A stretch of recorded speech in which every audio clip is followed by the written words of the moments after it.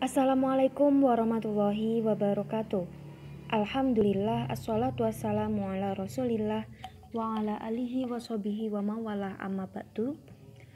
Pada pagi hari ini, saya akan membahas tentang pelajaran IPS kelas 7 di semester genap ini. Utamanya pada bab pertama, yaitu tentang aktivitas manusia dalam memenuhi kebutuhannya. Sebelum kita masuk yang lebih jauh, kita harus mengerti dulu apa yang dinamakan kegiatan ekonomi. Kegiatan ekonomi merupakan sebuah kegiatan yang dilakukan oleh seluruh manusia di dalam upaya pemenuhan kebutuhan di dalam hidupnya. Kegiatan ekonomi ini juga bisa diartikan sebagai sebuah usaha yang dilakukan oleh manusia guna mencapai tingkat kesejahteraan dan juga kemakmuran di dalam hidupnya. Dengan adanya kegiatan ekonomi, sehingga muncullah yang dinamakan pasar. Pasar itu adalah tempat yang digunakan untuk jual beli baik barang maupun jasa. Kemudian, kelangkaan sebagai permasalahan ekonomi. Nah, kelangkaan itu sendiri artinya tidak cukup dibandingkan dengan banyaknya kebutuhan manusia. Sehingga barangnya itu hanya sedikit sedangkan manusianya itu sangat banyak. Kemudian terbatas dalam arti manusia harus melakukan pengorbanan untuk memperolehnya. Nah, sehingga yang dinamakan terbatas di sini ini contohnya waktu awal-awal pandemi kita sangat sulit untuk mendapatkan masker sama hand sanitizer ya, karena ada oknum-oknum yang tidak bertanggung jawab atas itu semua. Nah, sehingga terjadilah yang dinamakan kelangkaan. Nah, kemudian macam-macam kelangkaan sumber daya. Macam-macam kelangkaan sumber daya itu ada apa saja? Kelangkaan sumber daya alam, kelangkaan sumber daya manusia, kelangkaan sumber daya modal, kelangkaan sumber daya wirausaha. Nah, kelangkaan sumber daya alam ini dapat diartikan terbatasnya persediaan sumber daya yang terkandung di alam, baik sumber daya biotik maupun sumber daya abiotik.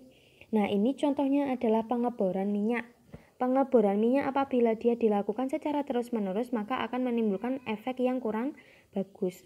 Nah, kemudian kelangkaan sumber daya manusia. Kelangkaan sumber daya manusia ini apa?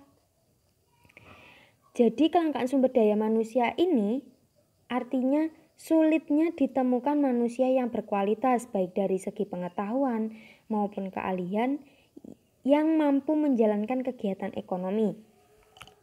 Sedangkan menurut Sardono Sukirno, jika dilihat dari tingkat keahlian dan pendidikan tenaga kerja dikelompokkan dalam 3 kelompok. 1, tenaga kerja kasar, yang kedua tenaga kerja terampil, yang ketiga tenaga kerja terdidik. Tenaga kerja kasar itu apa? Ya tenaga kerja yang tidak berpendidikan. Jadi mereka-mereka itu berpendidikannya rendah dan tidak memiliki keahlian di suatu bidang pekerjaan ya, seperti kuli angkut, pesuruh, pembantu dan lain-lain.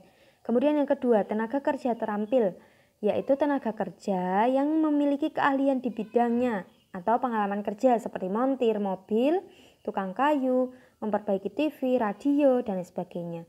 Tenaga kerja terdidik yaitu tenaga kerja yang memiliki pendidikan yang tinggi dan ahli dalam bidang-bidang tertentu seperti dokter, akuntan, ahli ekonomi, insinyur, dan lain sebagainya.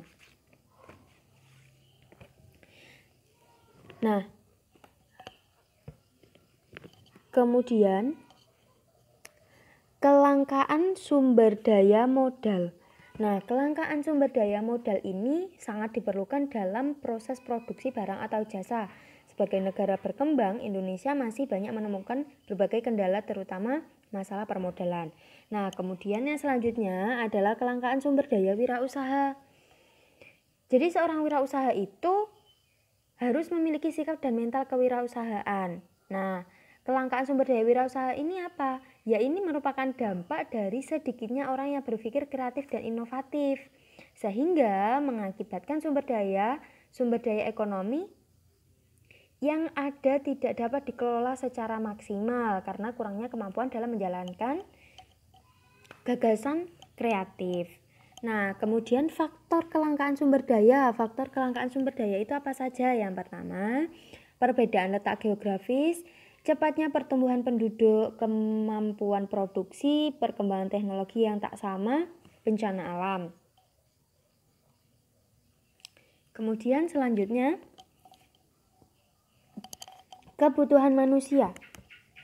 Nah, kebutuhan manusia penyebabnya apa? Yang pertama, bertambahnya jumlah penduduk, kemajuan ilmu pengetahuan dan teknologi, semakin majunya peradaban hidup manusia, meningkatnya penghasilan masyarakat, kemudian penggolongannya. Jadi kebutuhan manusia itu juga dapat digolongkan menurut tingkat kepentingan atau intensitasnya, itu dibagi menjadi 3, kebutuhan primer, sekunder, tersier. Kemudian menurut tingkat sifatnya, itu ada kebutuhan jasmani, rohani.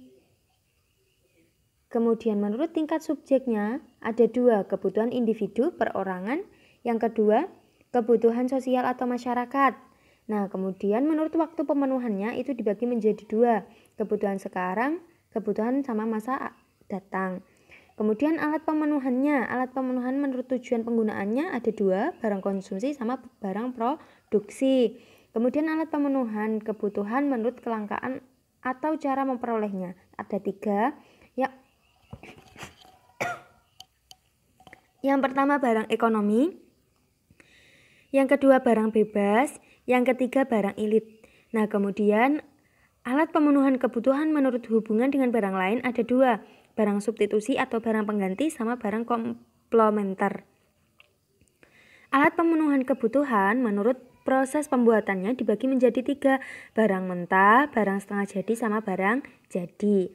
Nah, kemudian tindakan, motif, dan prinsip ekonomi. Tujuannya apa? Tujuannya untuk menentukan atau pemilihan terhadap benda dan barang jasa sebagai alat pemenuhan kebutuhan. Dapat membedakan kualitas barang, dapat menentukan kebutuhan yang harus diutamakan, dapat memprediksi untung dan rugi.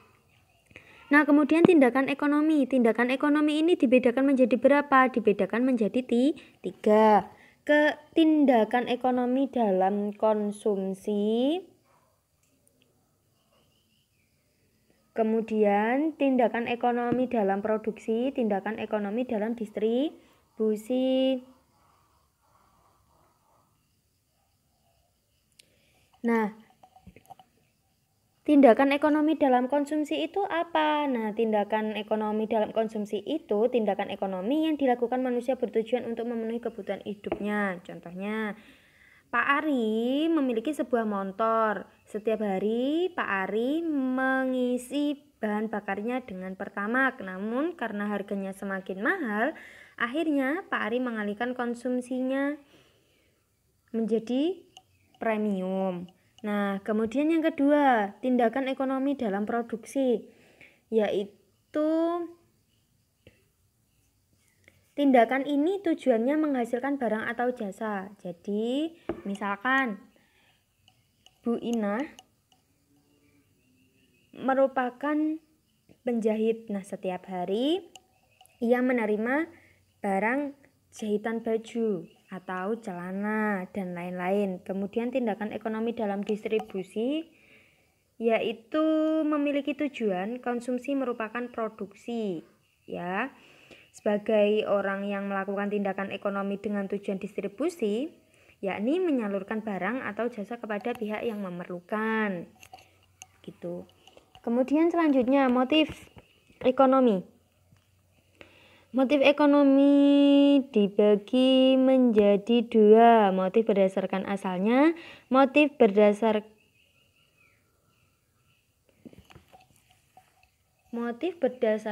aspeknya.